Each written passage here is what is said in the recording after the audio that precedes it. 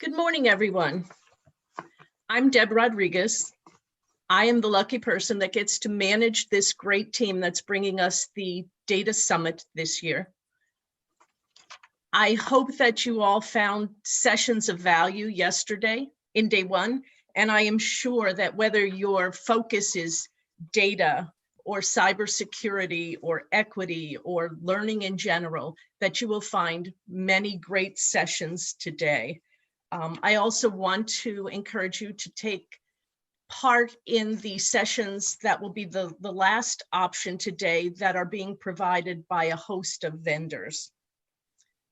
But first, before we get to those sessions, it's my pleasure to introduce today's keynote speaker, Jonathan Mooney.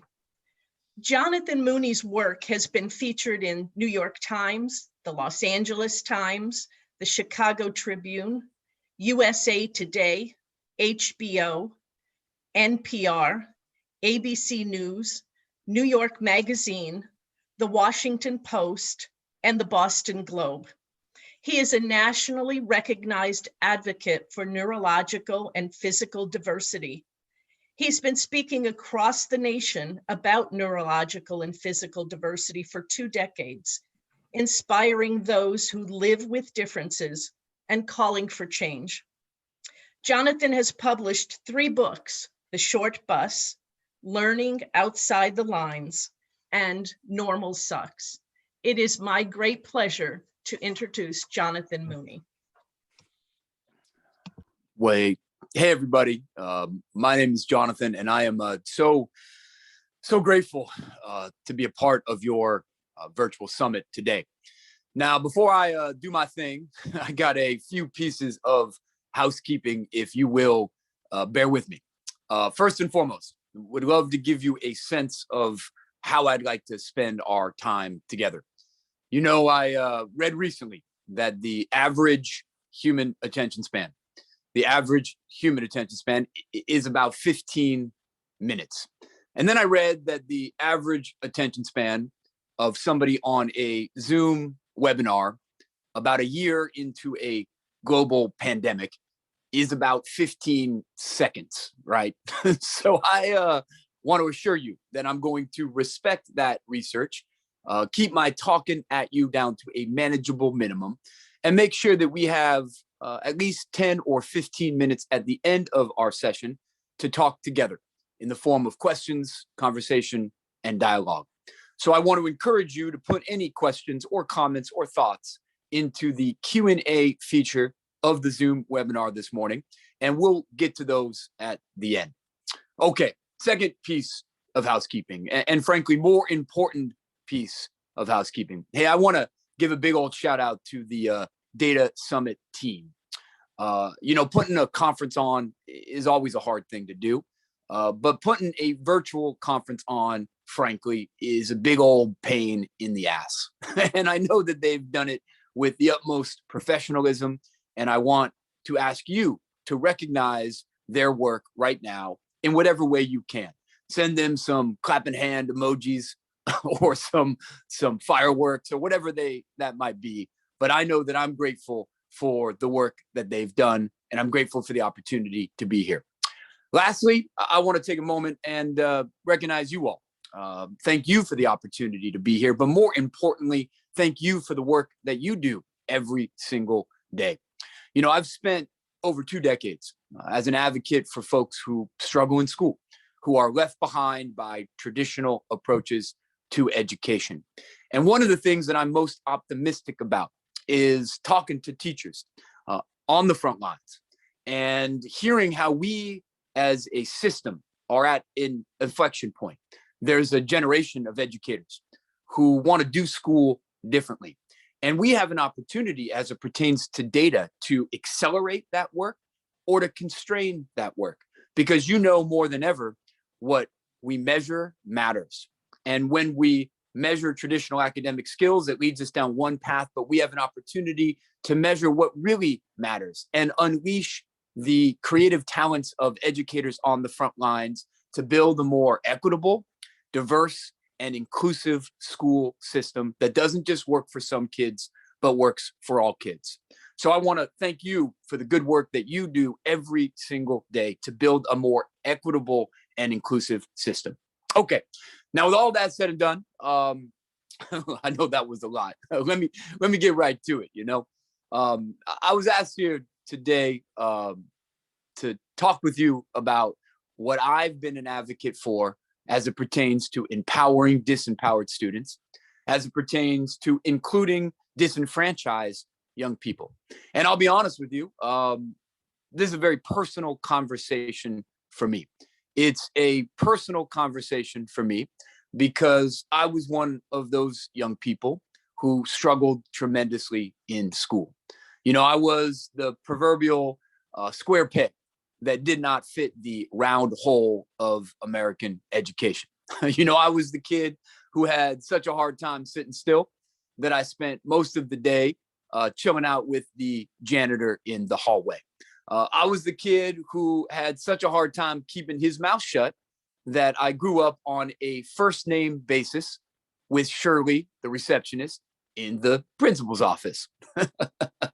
And I was also one of those kids who had such a hard time with reading, and specifically a torturous time with reading out loud, that I spent most of the day hiding in the bathroom to escape reading out loud with tears streaming down my face. I didn't learn to read until I was 12 years old. I couldn't read until I was 12. Growing up, I had every label you could imagine. I was called the lazy kid. I was called the bad kid. I was called the at-risk kid.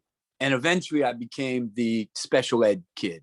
I was diagnosed with a continuum of language-based learning differences, dyslexia, dysgraphia, and others right around third grade. I was diagnosed with a whole bunch of behavioral and executive functioning problems, attention deficit, hyperactivity disorder, and others right around fifth grade. And I dropped out of school for a year in sixth grade. That year when I left school, I struggled with a number of mental health challenges. I struggled with anxiety. I struggled with depression, and I had a plan for suicide. So you can imagine, by the time I got back into middle school and beyond, there were all sorts of low expectations that surrounded me. Low expectations that too often surround young folks who don't fit our narrow definition of what constitutes the normal learner. I heard it all. I was told by my father that I would probably be a high school dropout. I was told at one point by a counselor that I would most likely be unemployed. And my senior year in high school, I was told that I would most likely end up incarcerated by a teacher. So I was asked here today to share with y'all how I went on a very different journey than the one predicted for me. Because, opposed to being a high school dropout, I became a college graduate. I graduated from a place called Brown University, which I'm sure many of you know is an Ivy League university, with an honors degree in, of all things, English literature, right? Opposed to being unemployed, I ended up writing books. First book I wrote at the age of 21 as an undergraduate at Brown University. And most importantly, opposed to being an inmate, I became a advocate, somebody who has dedicated his entire professional life to making the world a little bit better place for folks who get the short end of the stick. So I want to share with you today what I know makes a difference in the lives of young people who struggle in school. But more specifically, I want to elevate out of that do difference at a system level to empower and include those folks who struggle. And I want to share with you some opportunities for different metrics of progress within our system, because what we measure matters. And we have an opportunity to measure, to collect data that nudges, maybe even propels and accelerates our system to being more equitable and inclusive for those kids chilling out with the janitor in the hallway.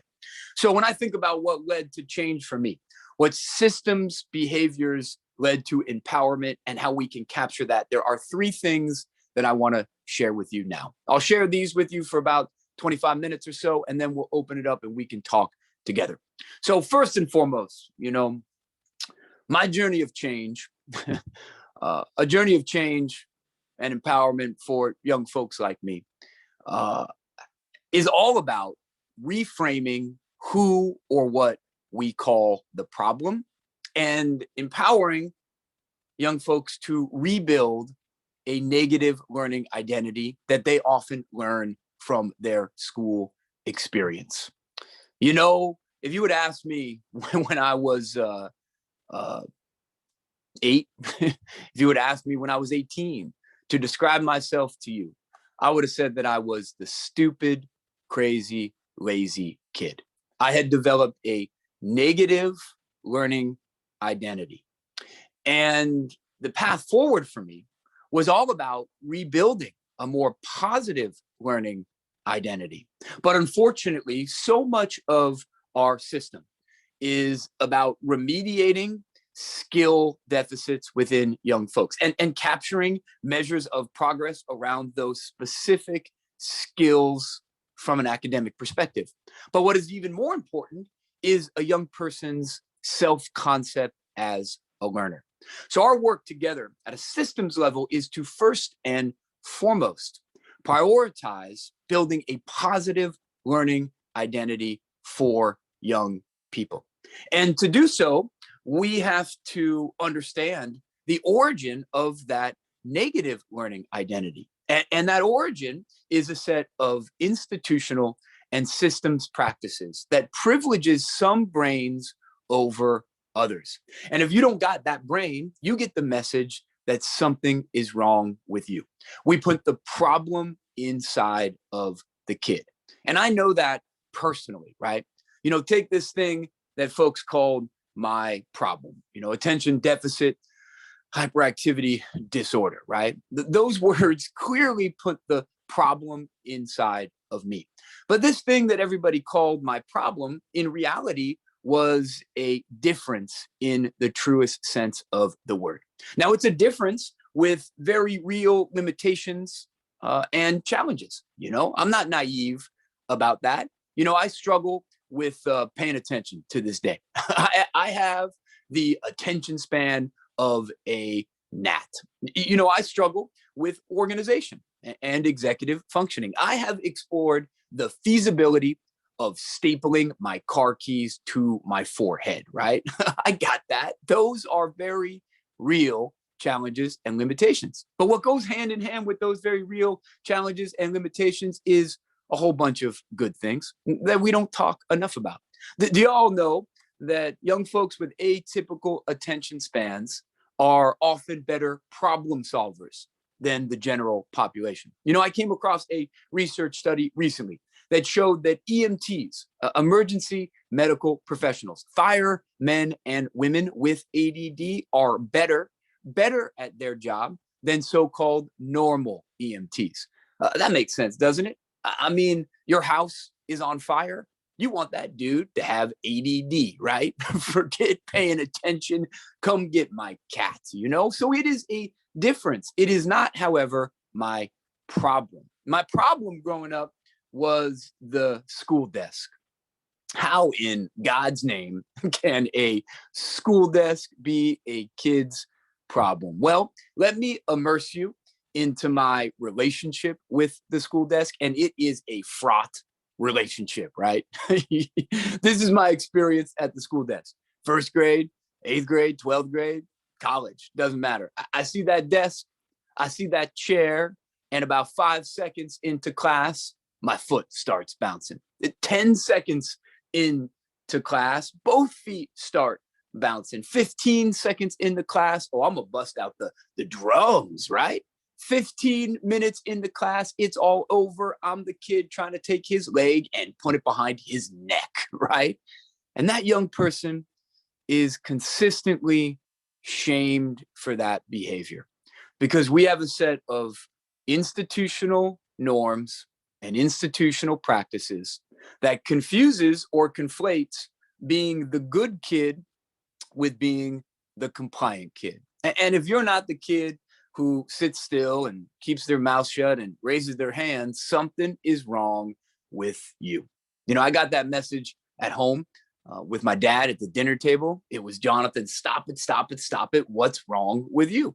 And, I got that message in some of my classrooms, not all of my classrooms, but some of them. I'll never forget, I had a teacher in second grade named Mrs. C. I've had many, many gifted, brilliant teachers in my life who I will celebrate with you today. Mrs. C is not one of those, right? My foot would be bouncing. She would stop class. She would point at me. All the kids would look at me. And she would say at the top of her lungs, Jonathan, what is your problem? We put the problem in the person. But the reality is, the problem wasn't me. Problem wasn't ADD. The problem was a set of institutional norms and practices that privileged some kids over others. The problem was the passive learning environment, where on average, young folks spend about 75% of the day sitting still. The problem was the confusion or conflation with being good and being compliant. And ultimately, the problem was the shame and social stigma that results from being publicly called a problem. That's really the problem. And the same is true with my so-called learning disabilities. The problem was put inside of me. I'm sure many of you all know that the vast majority of young folks who receive special education services in this country receive those services for specific or language-based learning disabilities. And again, that language puts the problem in the learner. But the reality is, this thing that folks called my problem, was really a difference in the truest sense of that term. Now, a difference, again, with very real limitations, and I'm not naive about the challenges that come with my neurodiversity. I struggle with spelling. To this day, I spell at a third grade level. I struggle with reading to this day. Words that look the same confuse me. Who and how, horse and house, they all look the same to me. I swear to you, when I went to college, I thought Brown University offered a course in orgasmic chemistry, right? Imagine my disappointment on the first day of that class, right? So I got it. Those are very real challenges. But what goes hand in hand with those challenges are a whole bunch of good things. Y'all know that folks with learning differences, while they may struggle with reading, they're often more creative than the general population. So the problem wasn't in me. The problem was being made to feel that I was stupid because I learned differently. And I'll tell you, we got a national crisis on our hands, y'all, of young folks leaving school feeling dumb. And that crisis, it has an origin, and that origin is a narrow, very limited definition of intelligence that has been institutionalized in school. If you don't have the school brain, you end up feeling dumb. But the reality is that some of the smartest people in the world, they don't do school well, they don't read well, they don't write well. They can rebuild that car engine from scratch. And that person deserves to be recognized. That intelligence is just as valuable to society and should be celebrated. But unfortunately, if you don't have the school brain, you end up feeling dumb, and more specifically, if you don't have the reading brain, you find yourself in the dumb group growing up. I'm sure you all remember the dumb group, right? I'm sure many of you remember reading groups, right? Let me ask you a question about those reading groups. Was it ever hard to tell which group was the smart group and which group was the not smart group? Not hard to tell, right? You got the blackbirds over here, you got the bluebirds over here, and then over in the annexed trailer building, you got the sparrows, Come on now, we're not fooling anybody, right? Let me put it this way. When I was growing up, everybody knew that my group was the dumb group because my group was a bird that did not fly, okay? It was an ostrich and it ran quickly, you know? And I spent all day long chilling out with C-Spot Run. And everybody knew that the Condors were the smart group because the Condors were reading War and Peace, okay? I got it, you know? And the worst thing about it is we all know what gets you in the smart group. We have all been acculturated to the idea that what gets you in the smart group is a narrow band of academic skills, you know? It ain't your tactile kinesthetic intelligence. It's not your emotional and social intelligence. It's not your ability to build or talk or draw or care. It's a narrow band of skills that we have decided to call smart. And that narrow definition of intelligence, which gets operationalized in practices and then in many of our data models, that narrow definition of intelligence, it leaves so many people out, and it wounds those young people deeply. And that, not learning differently, is the problem. So the problem was never in me.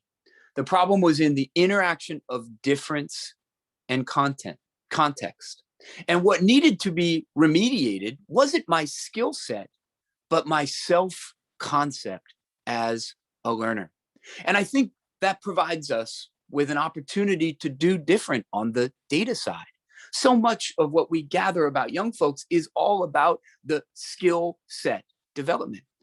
But what if we took seriously the idea of holding ourselves and our systems accountable to measuring young folks' self-concept as learners? We know that that self-concept, that growth mindset is quantifiable. And we know that when young folks develop a positive learning identity, they are on a path towards thriving and contributing. That shift matters. That allows us to create space for educators to take seriously the idea that no student should feel stupid, crazy, lazy, and we have an obligation to make sure every student gets the message that different isn't deficient. And that shift leads me to the second thing I want to share with you today. Because when we think differently about young folks who learn differently, not only can we reframe our models and capture growth in self-concept, we can also act differently towards them. And that acting differently is the second thing that mattered in my life. And it's really embodied or represented in my journey by my mother, right? I wouldn't be here if it wasn't for Colleen Mooney, right? So I want to give you a mental image of my mom so you can see her in your mind. You know, a lot of folks underestimated my mom, you know. They underestimated her for a variety of different reasons, you know. On one hand, the most superficial and trite, my mom was kind of looked past because she wasn't a tall woman, you know. On a good day, in high heels, on her tippy toes, my mom is 4'11", right? Little Irish bulldog, you know. So people looked past her. My mom was also kind of dismissed because of her socio-economic background. You know, her parents, my grandparents, Irish immigrants, right off the boat, you know, work in the coal mines in Butte, Montana, and then they moved to San Francisco to clean rich folks' homes. So that's where my mom grew up. And my mom struggled in school, and she didn't get the support that she needed, right? And she found herself a single mom. She had my brother and my two sisters all before she was 20 years old. And she found herself on a public assistance welfare. So folks looked down on her for that. And last but not least, people kind of dismissed my mom because she had this very funny voice. You know, my mom has a high-pitched, squeaky voice. She totally sounds like Minnie Mouse. She totally sounds like Minnie Mouse. So people dismissed her. She wasn't tall, she wasn't wealthy, she wasn't educated, and she sounded like a cartoon character. But people dismissed my mom at their own peril because my mother, she cursed like a truck driver. So let me ask you a question. If you were a principal, if you were a teacher, if you were anybody doing wrong by her son, did you want cursing Minnie Mouse in your face? The answer to that question, if you are at all confused, is no. But guess where my mom was every single day when things were going wrong for me? Oh, she was in that office. How did we know that she was in that office? Well, we knew she was there because every dog in the neighborhood was running away. Only bats could hear her high pitched obscenities. Glass was shattering.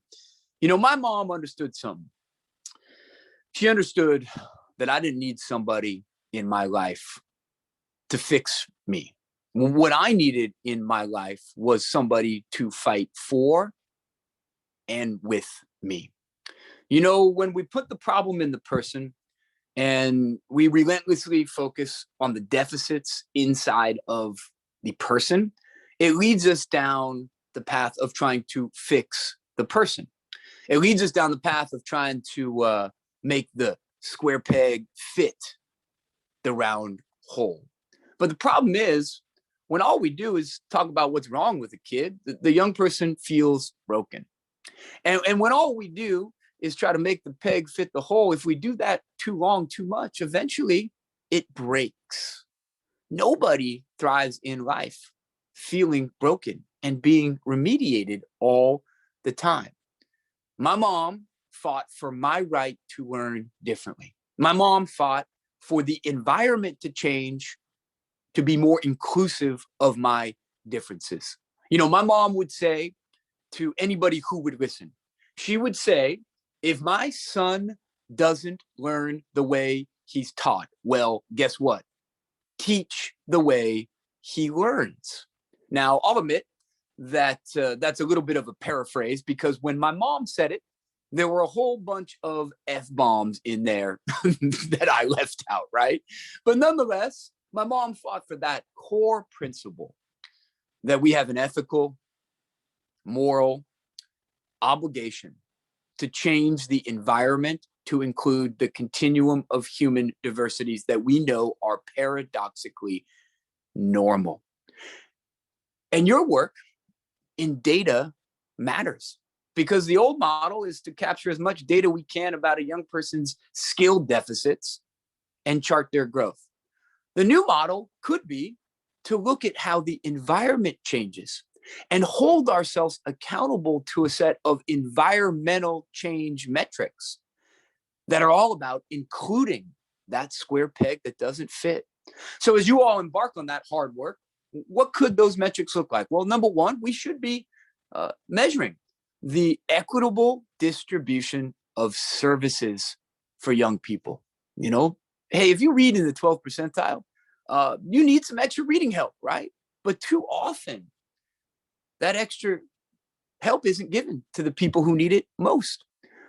You all know that Black and brown young folks, low income young folks, they receive far less specialized services than many other students from more privileged backgrounds.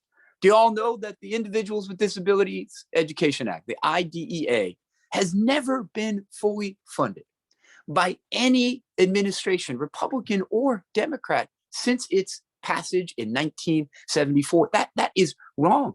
So let's advocate for that equitable distribution of services, and let's measure our progress towards that. But you know what? We can't just look at services as our metric of environmental change. We also have to look at accommodations. You know, I'll tell y'all, I'm here today because of systems that were accommodating opposed to remediating for my learning differences. You know, accommodation is a concept that comes from the ADA, Americans with Disabilities Act, and it stipulates that we have a ethical and moral obligation to create access to education, to employment, to community by accommodating opposed to fixing difference. We have to build literal and metaphoric ramps to create that access. I know the power of that in my own life. I'll tell you, I'm here because of a number of simple, cost-effective, and powerful accommodations. I'm here because of text-to-speech accommodations, right? Back in my day, it was books on tape, you know. And the thing was so big, you had to put it into a backpack and you had to plug it into a generator, right? And then you had Stephen Hawking in your ear all day long. But that accommodation mattered.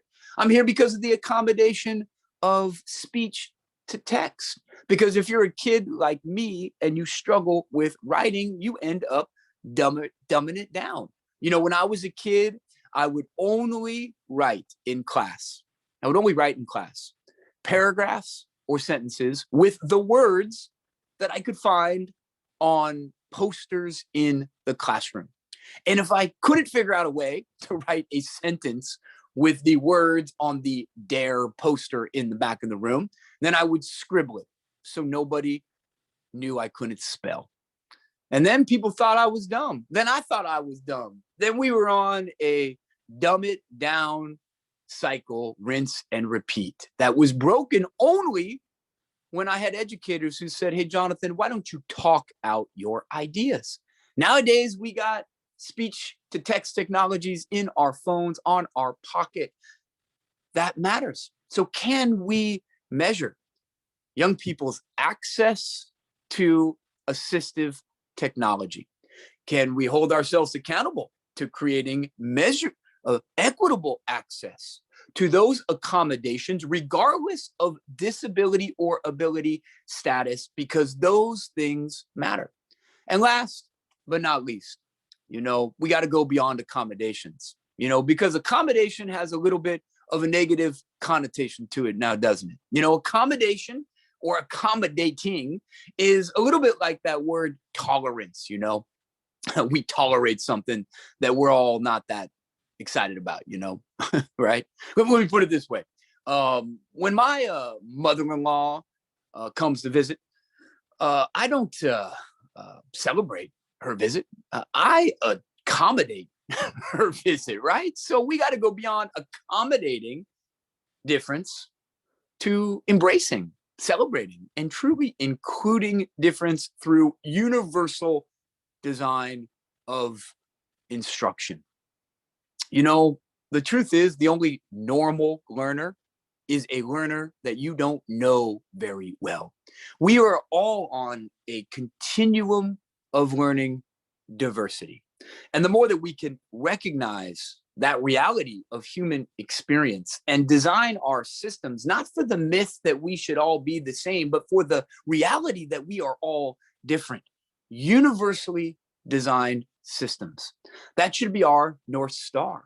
And measuring the amount of access that we create for the diversity of students that we know are paradoxically normal, that is true change. That creates a system imperative to make sure that we have classrooms and schools that don't just work for some learners, but ultimately work for all learners. Okay, I got one more for you, right? I told you there are 3 things I wanted to share with you that I know makes a difference in my life that maybe we could measure. Let's build self-concept.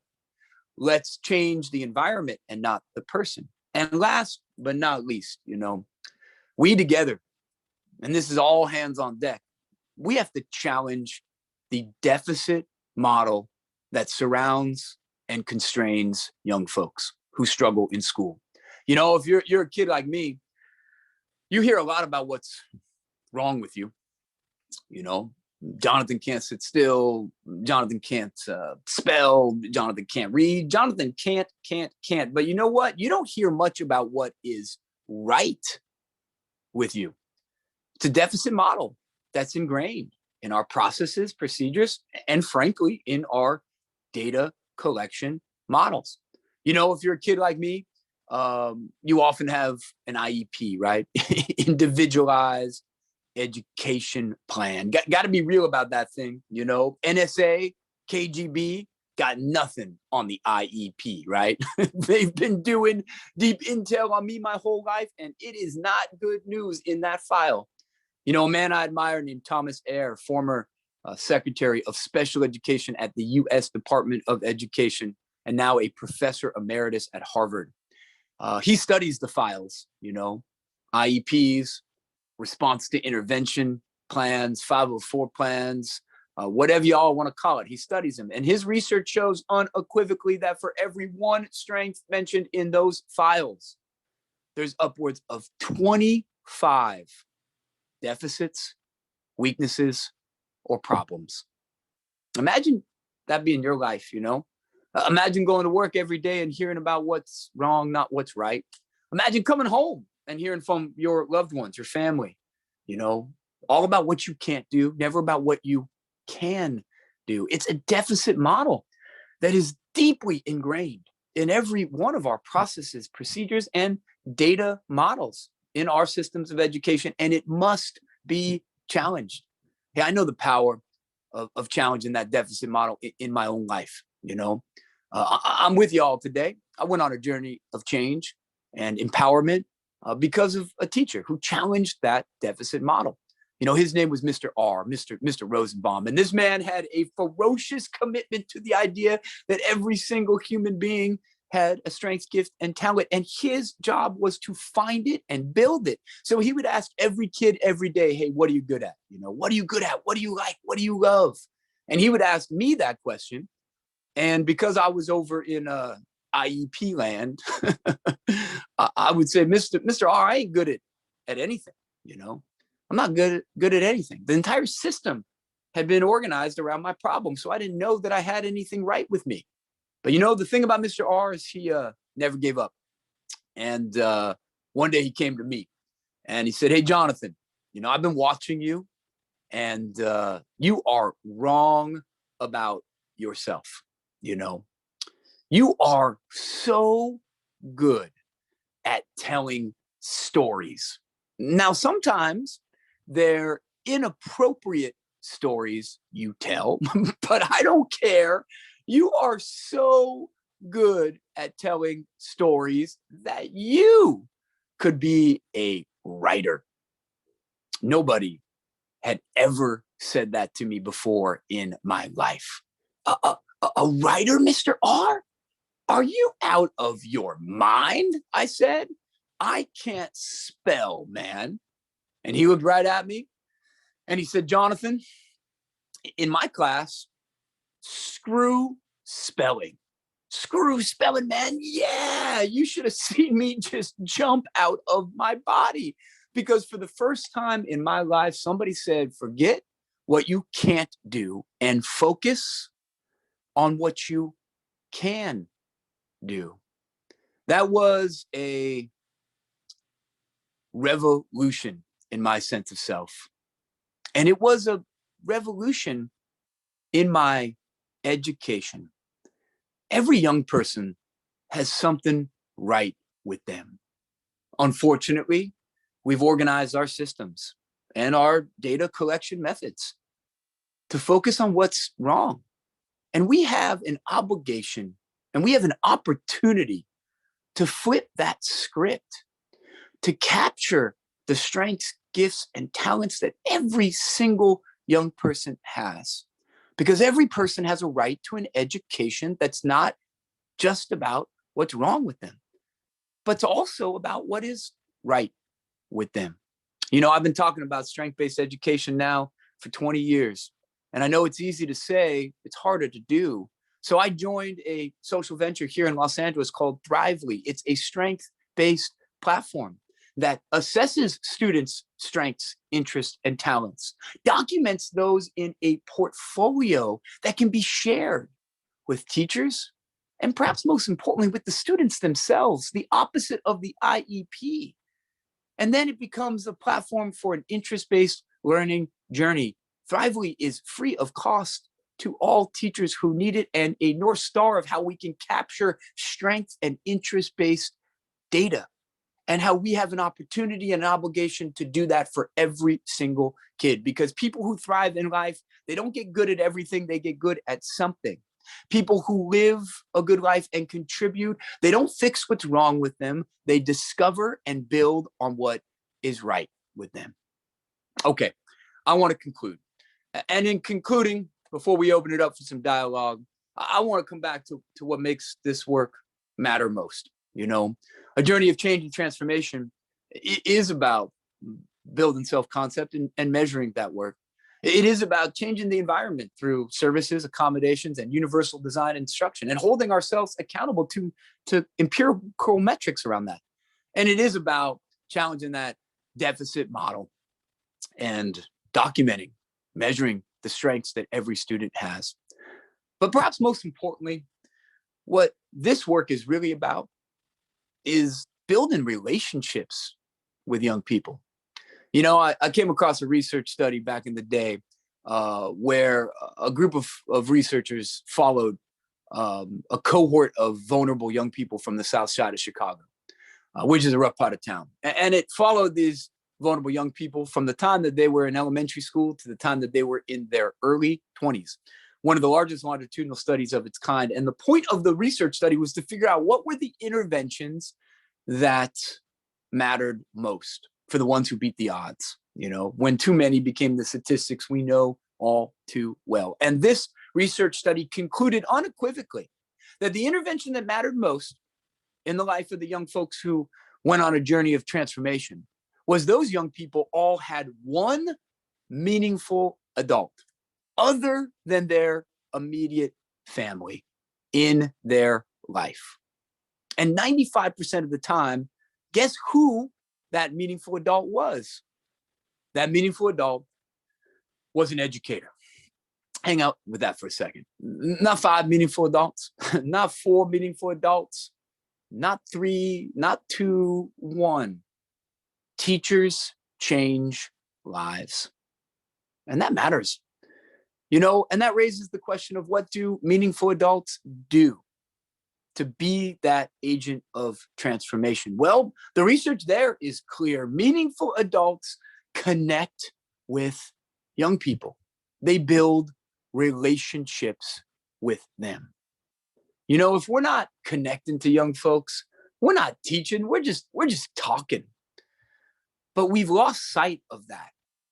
You know, we're still trying to extricate ourselves from No Child Left Behind, the culture of standardization for education, the culture of accountability around a narrow band of academic metrics and data points only. And that approach negated and in some ways damaged the foundation of education, which is relationship building. So I want to end my time with you by celebrating one of those meaningful adults in my life, you know, who built a relationship with me by believing in me before I even believed in myself. And his name was Father Young. And I met Father Young at an inflection point in my life. I could have went left and I went right instead. I met him at my first university before Brown. You know, I transferred to Brown from a place called Loyola Marymount University, fine Jesuit college in Los Angeles. But the thing is, I went there only to be a soccer player. That's how I got through high school. You know, I was the athlete and I couldn't read, but I could kick a ball, right? And my only goal in life was to play Division I soccer. And I achieved that goal. And I got to LMU and I wanted nothing to do with school. And throughout my freshman year, the soccer coach, rightfully so, made us go around to the different academic departments. We listened to their presentations so we could decide our major. And I'd go to these things and I wouldn't listen to a word being said. I was there to major in soccer. You know, that was it. And then one day we got to the English department, and the chair of the department, Jesuit priest, Shakespeare scholar named Father Young, was up there talking about literature and learning like his head was on fire. And perhaps more importantly, he talked about his own personal journey, his struggles with school, his alcoholic father. He told my story. And when he was done, I went right up to him and I said, Father Young, you inspired me. You know, I think I might want to be an English major here at LMU, but I don't know if I can do it. And I told him all about my learning challenges, you know, and the guy looked right at me and he said, Jonathan, you're using that as an excuse. You know, he called me out and he was right. You know, I forgot what it meant to aspire to something more. I had capitulated to the soft bigotry of low expectations that had surrounded me for too long. And he said, look, I believe in you. You can do this. And then he told me all about accommodations and how I could do school differently. So I walked out of that man's office on cloud 9.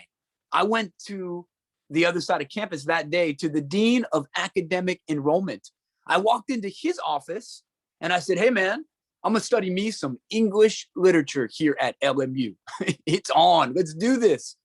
And that guy, well, that guy pulled out my file. I'm sure you all know the file, right?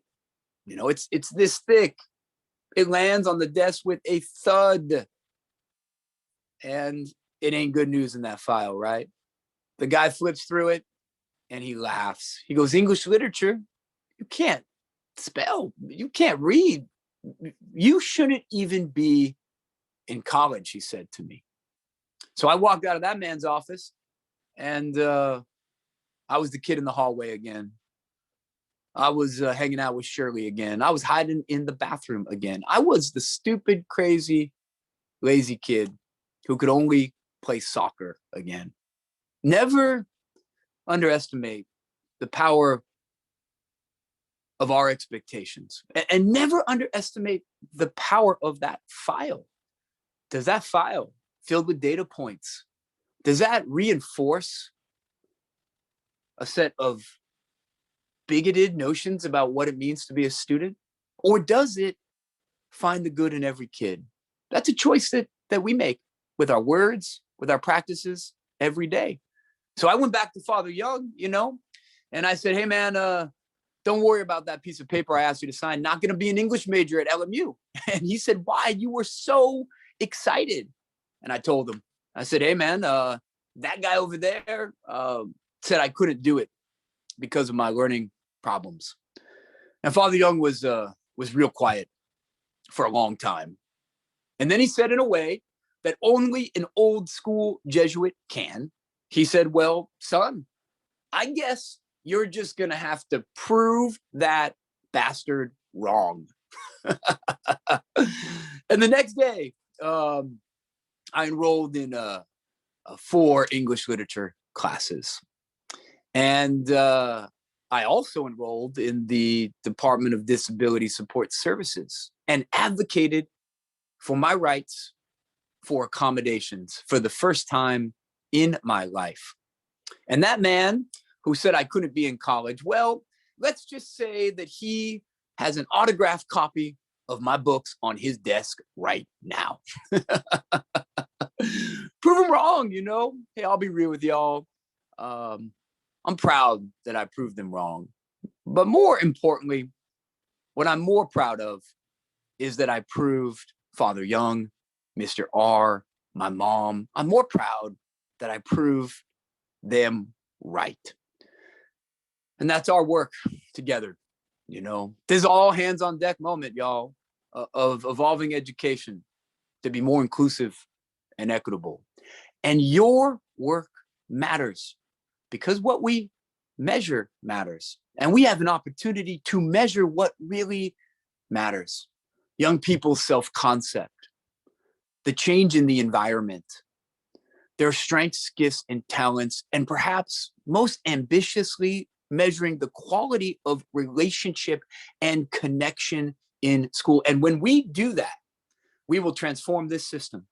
We will have a system where a young person's past doesn't determine their future, where they come from won't determine where they'll go, and where every single kid, not just some kids, but all kids can thrive. Okay, thank you all so very much to listen to me talk at you. We're going to switch gears now. We got about 8 minutes to talk together. So I'm going to turn it back over to the good folks on the back end from the Damn It Summit team. They're going to curate from the chat and pose some questions to me. But I do want to say, if you need to move on in your morning and you have a question you want to ask, I hope we can put this in the chat. Here is my personal email address. You can hit me up. It's Jonathan Mooney, which is JonathanMooney. JonathanMooney@me.com. So if you need to move on in your morning, thank you for your time. If you can stay, I'm going to turn it over to the organizers and we will go from here. All right, thank you. We have a couple questions and comments here in the Q&A. And so we'll go until 9:30, and then we will close out this keynote session and move on to the Data Governance Award of Excellence presentation. So the first comment here is just a thank you so much for sharing your truth. I've seen this for the past 20 years in my career, and you have given me a new insight. I was the person everyone sat with, and I used to call it the bad kid syndrome that we had created. I tried to figure out how to rebuild their spirits. Well, powerful work. You know, bad kid syndrome, stupid kid syndrome, lazy kid syndrome. I've heard those words across the country, rural, urban, suburban, doesn't matter schools. And that's our work. And as we do the work of trying to measure self-concept, I want to give a few North Stars to that, you know, to rebuild it. There's work done to measure character by Angela Duckworth. That's a resource for us.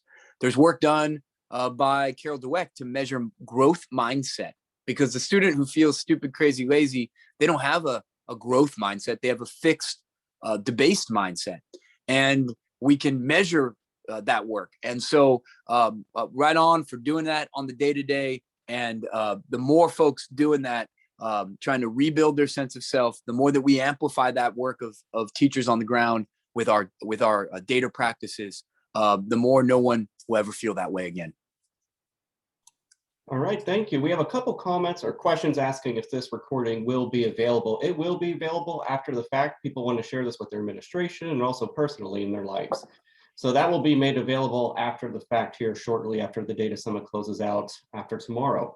So we have a question here that says, how do you think self-responsibility and locus of control interact with one's self-concept? And is there value in formally or informally assessing them? Yeah, what an insightful question. So just to level set with the folks on the call, sort of the self-regulation, locus of control, executive functioning. These are all words that are used to describe one's ability to regulate one's behavior. And obviously, there's a whole continuum of neurodiversities in which that's a challenge, and not just neurodiversities, but what we know from the neurobiological research around trauma is that trauma in all its forms impacts one's ability to self-regulate. So as a result, young folks from marginalized communities, we'll call it what it is, Black and brown young folks, are disproportionately labeled with behavioral disorders, with mental health challenges, and find themselves disproportionately in segregated special education programs. And a big part of that is the fact that we have created passive learning environments. And the model is kids sort of spend most of the day sitting and getting. When young folks who are on that continuum of ADD, executive functioning, etc., they learn by moving and doing. And so, first of all, we need to be measuring, not inside of the child, but inside of the environment, how much opportunity for active learning is present. You know, we've measured the other side. Rand Corporation study shows that about 75% of the day is spent with kids passively sitting still. It's a sort of double down on sit down. So can we measure in the environment the opportunities for moving and doing as the primary form of learning? Now, when it comes to the individual, very much so, there's power in measuring one's growth as it pertains to self-regulation and executive functioning. The most famous test being the marshmallow test. Folks who can resist the temptation to eat the marshmallow, literally an experiment, go off and do better. But the good news is that folks can grow and build that self-regulation set of skills. So if we measure it, it should be used not punitively, but it should be used as a base metric for growth and progress. All right, thank you. And I believe we have a time for one more question here. There are a bunch of comments thanking you for your presentation. You're an inspiration, very positive feedback here. So thank you so much for your presentation here today. One question here that I believe some people might be wondering is, we have one person asking who says, listening to you is inspirational and makes her want to go out and change the world. And you know how proud your mom is of you, but as she's a mom, she's proud of you too. So she's wondering which one of your books would you suggest that they use as a book study for her administration to begin this conversation at her district? Yeah, and I'll be brief in this because I know we're at a hard stop. So, when I was first diagnosed, me and my mom were called into the school psychologist's office, and it was like a funeral. I mean, literally, the lights were turned down low. There was jazz music playing in the background. There was a box of tissues on the table, and the team proceeded to read from my assessment just the most negative stuff, like all bad stuff about me. And I was 9, and I walked out of that room, and I turned to my mom and I said, "Hey, Ma, is something wrong with me? Am I normal?" And my mom looked right at me and she said, "Jonathan, normal sucks."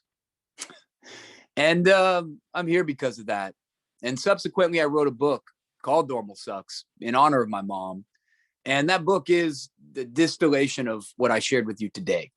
It is about the long history of privileging the normal human over the different, how that's been institutionalized in our processes, procedures, and systems. And most importantly, what we can do about it to extricate ourselves from the myth of normal and build a world around the reality of different. So that of my work, that's the work I would recommend. And I am so grateful for my mom for that message.